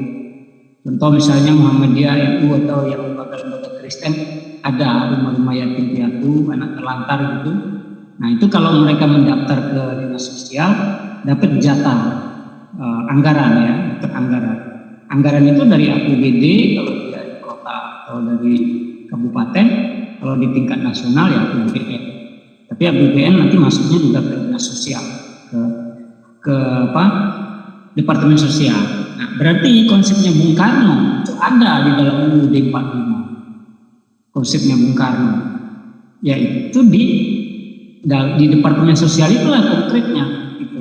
Cuma konteksnya, prakteknya, operasionalnya lebih ke pelayanan publik, pelayanan sosial atau jaminan sosial. Hari ini kita kan mengenal BPJS. Sebenarnya BPJS itu maunya juga ke sana, maunya pelayanan dan jaminan sosial untuk kesehatan. Ada kartu pintar, ada kartu apalagi macam-macamnya, BLT misalnya ya belakangan. Nah, itu masuk sebenarnya dalam konteks apa yang dimaksud Bung Karno marhain. Hanya konsep marhainisme Bung Karno tidak sampai kepada operasional produksinya. Jadi tidak sampai kepada teknis atau petunjuk untuk membangun usaha produksi. Itulah yang membedakannya dengan koperasi.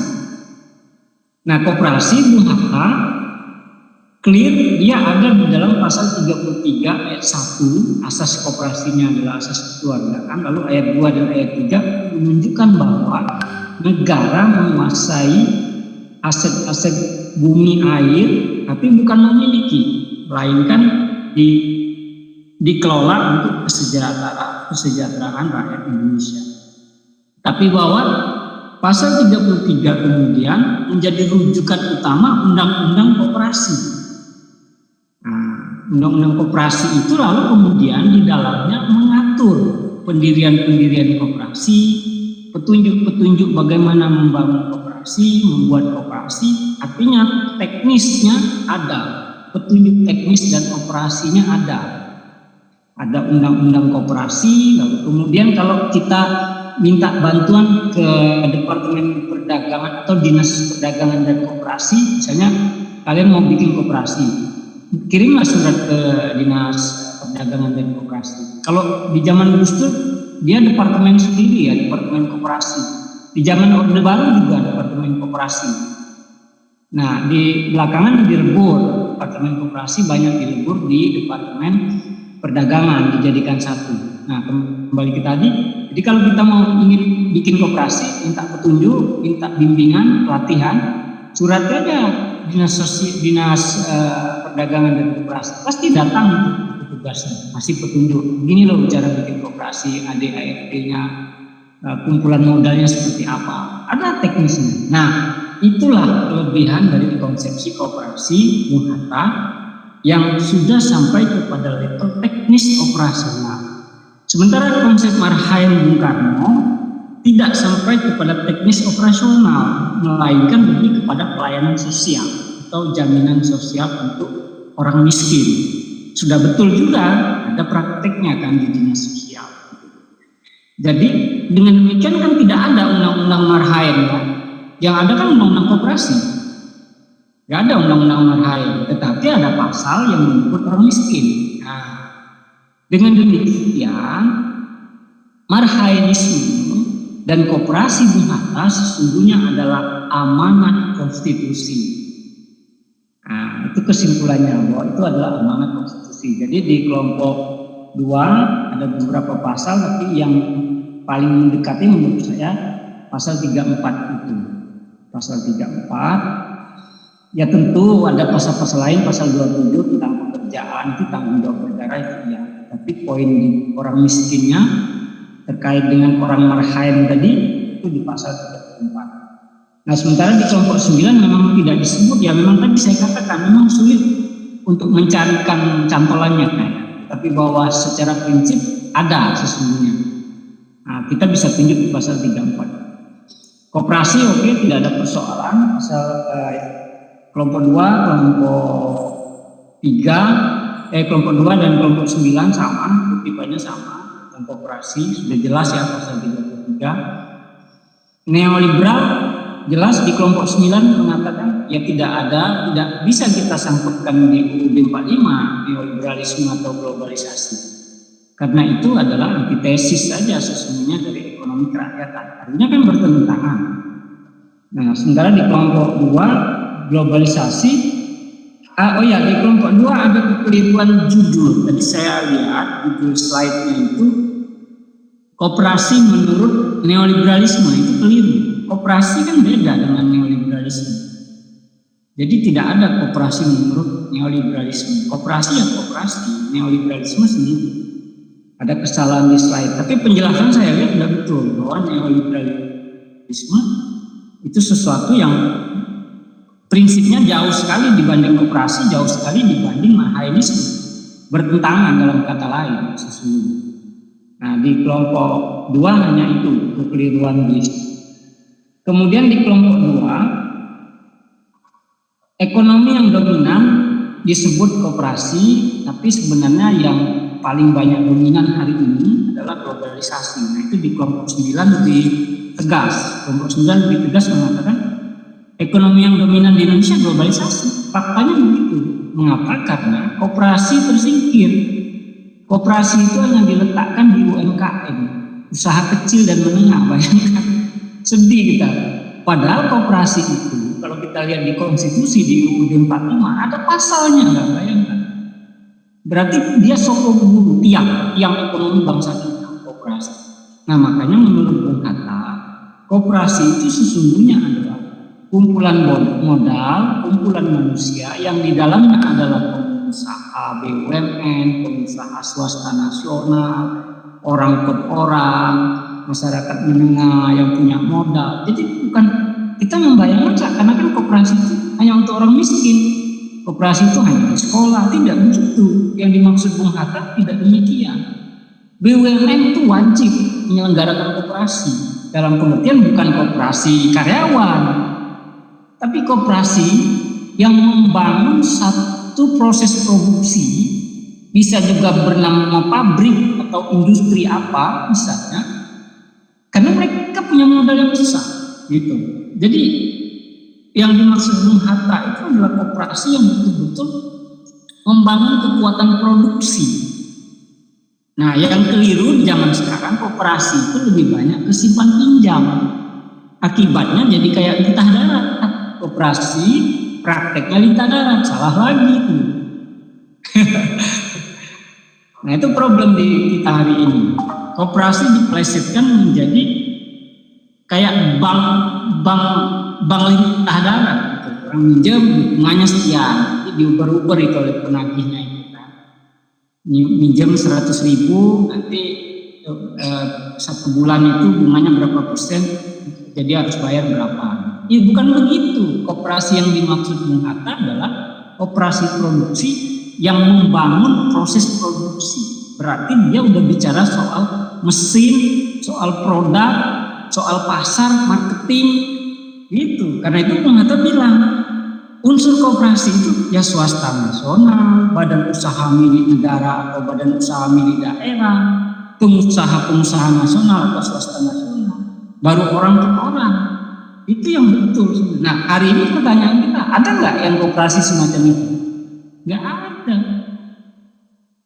Karena pelaku usaha swasta nasional lebih suka masuk ke globalisasi. Di situ ada persaingan bebas, orang secara individualis bisa menguasai semua materi, semua kekayaan. Artinya bisa memonopoli. Di koperasi kan nggak boleh memonopoli. Dari dan oleh untuk anggota sama rata, semua tidak ditentukan pada berapa modalnya yang dia tanam atau yang dia sumbangkan pada koperasi, tapi seberapa besar dia mengkonsumsi, artinya membeli hasil dari produk sendiri. Jadi koperasi itu membuat satu produk kebutuhan hidup, lalu anggotanya membeli sendiri, selebihnya baru dijual di luar koperasi. Nah, yang banyak membeli itulah yang dapat sisa hasil usaha lebih besar, bukan karena dia memasukkan uang lebih banyak. Di kapitalisme tidak. Di kapitalisme orang yang mendapat keuntungan besar tergantung pada sahamnya, seberapa besar saham dia.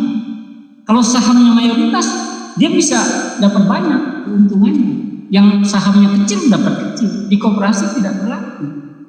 Karena itu pengusaha swasta nasional lebih suka berada di sektor kapitalisme atau globalisasi. Karena bisa kaya sekaya-kayanya, sementara yang modalnya kecil bisa tersingkir dan bangkrut. Di koperasi tidak ada yang istilahnya bangkrut. Nah, itulah bedanya. Jadi demikian di kelompok 2, meskipun koperasi disebut, tapi bahwa yang prakteknya adalah globalisasi, tapi di kelompok 9 lebih tegas mengatakan praktek ekonomi kita sesungguhnya adalah globalisasi. Sedang tadi di kelompok 2 dan di kelompok 9 dikatakan sudah betul bahwa ekonomi globalisasi itu enggak ada di dalam undang-undang kita. Di dalam UUD kita tidak ada. Artinya pertanyaan besarnya, amanah konstitusi kita, amanah UUD 45 itu sesungguhnya adalah prinsip marhainisme dan koperasi. Itu dua amanah besar di dalam UUD 45. Sekarang pertanyaan kita, apakah pemerintah menerapkan amanah itu? Kalau buktinya ekonomi kita globalisasi. Nah, di situ problemnya. Pendi aja udah geleng-geleng. Itu jadi problem kita hari ini. Kita tidak bisa ingkari bahwa kita sudah masuk dalam kerangka globalisasi, pertarungan bebas, yang bebas belum tentu sehat. Nah, sementara globalisasi tadi sudah betul kelemahan dan kekurangan globalisasi. Ya, kekurangannya apa? Kelebihannya ya bahwa globalisasi itu meningkatkan investasi, meningkatkan pertumbuhan ekonomi. Tapi hari ini problemnya kita di daya beli. Coba hari ini ekonomi global sekarang kan mau tidak mau membuat harga BBM naik. Coba Indonesia kan bukan ekspor BBM, tapi Indonesia adalah pengimpor BBM. Nah, karena kita membeli BBM di luar negeri itu dengan uang dolar, sementara dolar dibanding rupiah itu kalah berlipat-lipat, $1 itu hampir 15.000. Kan tentu saja begitu kita beli dari luar, begitu datang ke Indonesia, tidak mungkin dijual $1 kan? Beli 1 liter sama dengan $1, katakanlah begitu. Nah, nggak mungkin kan begitu datang ke Indonesia 1 liter itu dijual $1. Paling tidak kan dijual $2 atau $1,5. Nah, sekarang $1,5 kita rupiahkan katakanlah. Kalau $1 itu 15.000, separuh dari 15.000 7.000 katakanlah. Berarti kan 20.000 lebih katakanlah. Ini kan perumpamaannya. Berarti kan dengan uang rupiah itu sangat besar. Nah, pertanyaan berikutnya adalah apakah siap daya beli masyarakat kita? Karena nanti mengapa harga-harga barang ikut naik? Karena semua basis produksi kita banyak yang menggunakan BBM. Basis produksi Indonesia itu pabrik, ada food industri, banyak sekali yang menggunakan bahan bakar minyak. Akibatnya kan transportasi ya misalnya, itu otomatis mereka menaikkan tarif barang mereka, tarif produksi mereka. Nah di saat yang sama, pendapatan dan penghasilan kita tidak nambah. Nah coba teman-teman yang sudah bekerja, gajinya naik nggak ketika BBM naik? Naik nggak gajinya? Dosen aja enggak. Ya silakan Jidan. Ya monggo Jidan atau PBM. Gaji kita naik nggak ketika BBM naik? Enggak. Tidak, Pak. Iya, enggak. Dosen juga enggak naik. Inflasi, betul. Artinya kelemahan yang lebih besar daripada kemanfaatan ekonomi globalisasi itu. Dolar anjlok, Pak, dolar.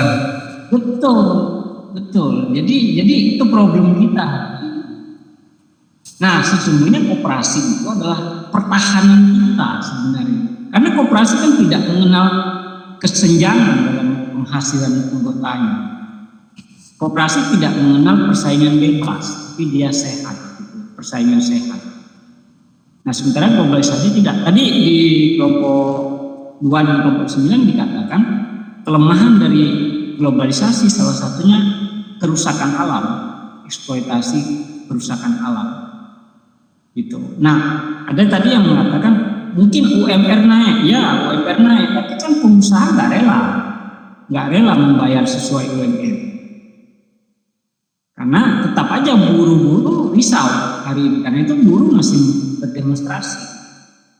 Peran pemerintah dalam konteks globalisasi, peran pemerintah hanya menyediakan produk undang-undang yang memuluskan praktek globalisasi. Contoh Undang-Undang Cipta Kerja.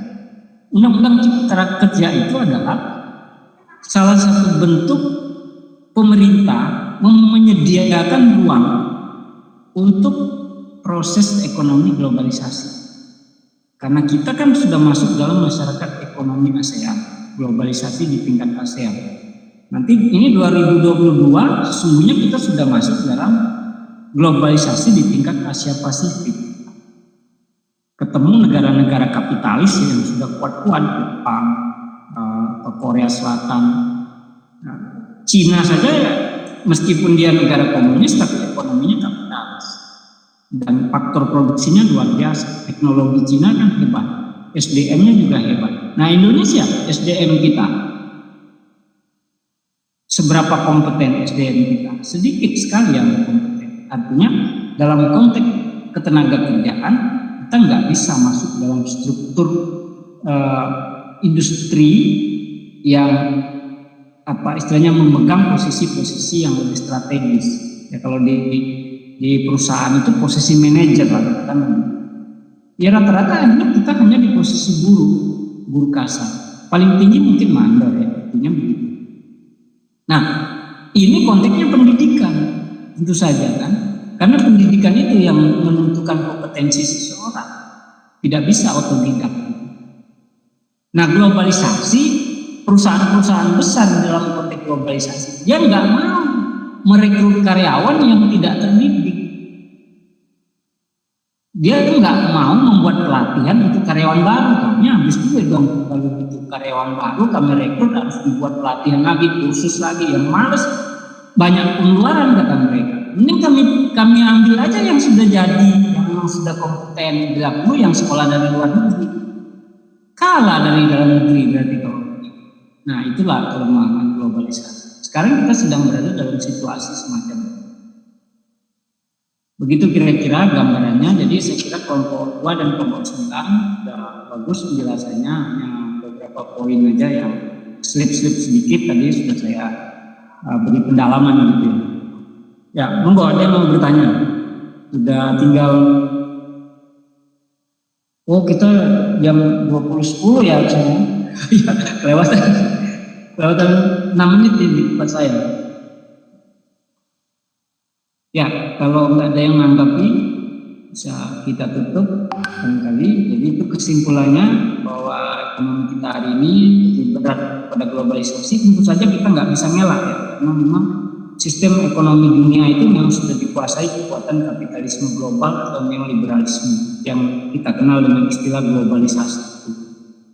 Maka pemerintah harusnya bekerja keras membangun SDM yang kuat, lalu penguasaan teknologi yang juga kompeten. Tapi kan hari ini korupsi kita kan tinggi. Boro-boro membangun SDM yang kuat, lalu menguasai teknologi high tech misalnya. Korupsi aja triliunan. Coba itu bagaimana itu? Sedih kita. Yang dikorupsi kan duit APBN, duit negara yang harusnya buat kita, buat membangun SDM, buat membangun penguasaan teknologi. Itulah problem kita hari ini. Karakter, akhlak atau perilaku yang harusnya berdasar pada nilai Pancasila. Kalau kita berbicara Pancasila, ideal sekali tentunya ya, keadilan sosial, kemanusiaan luar biasa. Tapi faktanya tidak demikian dalam praktek bernegara. Karena toh hari ini kan orang sibuk berpikir jadi presiden 2024. Lihat aja di koran-koran atau di berita-berita di TV. Yang dibicarakan politisi itu kan siapa mau jadi presiden 2024. Bukan bicara bagaimana kita menguasai high tech di masa depan. Bagaimana negara kita menjadi sentral kekuatan teknologi di Asia minimal bisa. Nggak ada. Nggak ada. Atau bagaimana kita membangun SDM unggul gitu sehingga orang yang datang ke kita, bukan kita yang datang ke orang. Perusahaan atau industri yang meminta ke Indonesia, bukan Indonesia yang minta ke industri luar. Harusnya begitu cara berpikir. Tapi yang terjadi kan tidak, yang diurusi politik aja. Siapa yang mau berkuasa besok? Siapa yang mau dapat kursi besok? Nah itu yang memusingkan kita. Tapi itu pada akhirnya juga korup juga kan politisi. Ya tidak semuanya tentu ya, politisi kan banyak yang baik. Tapi kan rata-rata Pak. Apa? Apa sih? Rata-rata. Iya, rata-rata gitu. Ya artinya bukan berarti kata Iwan Fals, bukan berarti kita harus menghindari politik ya. Tidak apa-apa. Suatu waktu kalau teman-teman mau jadi caleg, konstruk berpikirnya kan sudah ada isi dari kuliah-kuliah kita ini lah, bekerja buat rakyat betul lah. Ya meskipun banyak orang politik itu kan orang banyak juga orang baik, tapi dia terbentuk pada aturan partai.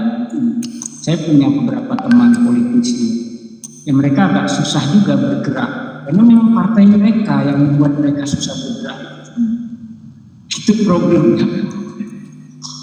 Pak, pernah nemu nggak caleg atau politik yang bersih? Yang pernah dilihat Pak? Ada. Tapi biasanya mereka tidak populer atau lama-lama mereka mental. Oh, emang tenggelam ya waktu ya? Iya, tenggelam. Ada beberapa ya, di beresiko mungkin Pak ya? Iya, bisa juga. Jadi nggak kuat secara mental. Kanan salah, ke kiri salah. Ya, itu betul. Sayang ya sebenarnya kalau kita belajar sejarah tokoh-tokoh politik Indonesia seperti Natsir, Bung Karno, Bung Hatta, lihat aja bagaimana mereka hidupnya itu sangat sederhana dan cara berpikir mereka betul untuk rakyat, tidak kepentingan dirinya. Jadi coba kalian baca, saya baru menyelesaikan biografi Bung Tomo baru ini kan, karena suasananya enak lagi baca Bung Tomo kan mendekati Hari Pahlawan. Ternyata Bung Tomo itu miskin sampai dia meninggal itu masih miskin. Benar. Bayangkan level pahlawan masih miskin. Dan dia dulu punya usaha, Bung Tomo itu ternyata buka usaha. Tapi karena dia bukan tipe orang yang serakah istilahnya, usahanya bangkrut terus. Ya mungkin salah juga, watak dia memang bukan watak bisnismen sesungguhnya. Jadi lebih banyak lebih banyak untuk watak sosial, mungkin lebih tepatnya begitu. Wataknya lebih banyak watak sosial, menolong orang gitu. Ya, tapi itulah tipikal pahlawan kita. Dari zaman-zaman dulu sampai sekarang mulai ada perubahan. Politisi yang kita temukan sudah sangat sulit gitu.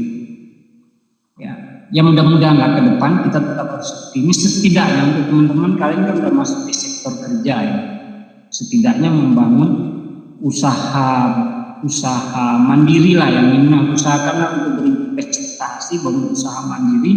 Kalau bisa membangun korupsi, kumpulan modal yang tadi yang saya katakan, mempraktekkan ekonomi Indonesia yang sesungguhnya. Kira-kira demikian ya mungkin. Atau yang mau tertarik politik ya mau tidak mau harus bertarung. Kadang-kadang memang terlempar akibat dari partainya ya, memang tidak cocok gitu dengan karakter orang tersebut. Oke, mungkin dipoto dulu Lutfi. Saya juga mau foto dulu ini, saya foto dulu ya. Karena, iya benar. Ya. Sudah ada 61 udah berapa? Ya, sebentar saya juga mau foto untuk bukti kita.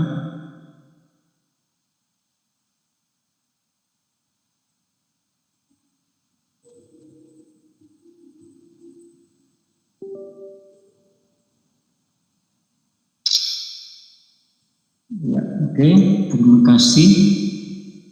Sudah lebih juga kalau bisa nanti untuk di kita kuliah hari ini. Nah, oh ya, untuk kuliah kita memang saya juga masih bingung. Saya dapat informasi dari BAK itu katanya mau dipisah kelas D4 sama D3 TI ya. Tapi ternyata ini masih menjadi satu. Yang jadi masalah adalah di akun etol saya terdaftar itu kelas D3 TI, jamnya justru jam D4 telekomunikasi kan lucu. Saya sudah bilang nggak apa-apa dipisah, harusnya dipisah. Ternyata belum dipisah juga oleh bagian IT Cyber Campus. Saya nggak paham juga. Nggak apa-apa lah, makanya kita tetap jalan saja, nggak usah terganggu itu, nanti biar saya juga yang rundingan, termasuk nanti dibantu. Baik ya gitu, nanti untuk kelompok berikutnya akan saya share di grup seperti biasa detail pembahasannya. Hari ini kita cukupkan dulu sampai di sini. Terima kasih untuk semuanya. Lebih dan kurangnya mohon maaf, mudah-mudahan bermanfaat kuliah kita hari ini. Salam damai sejahtera buat kita semuanya. Assalamualaikum warahmatullahi wabarakatuh. Waalaikumsalam warahmatullahi wabarakatuh. Ya, Salam warahmatullahi wabarakatuh. ya sama-sama. Terima kasih Pak.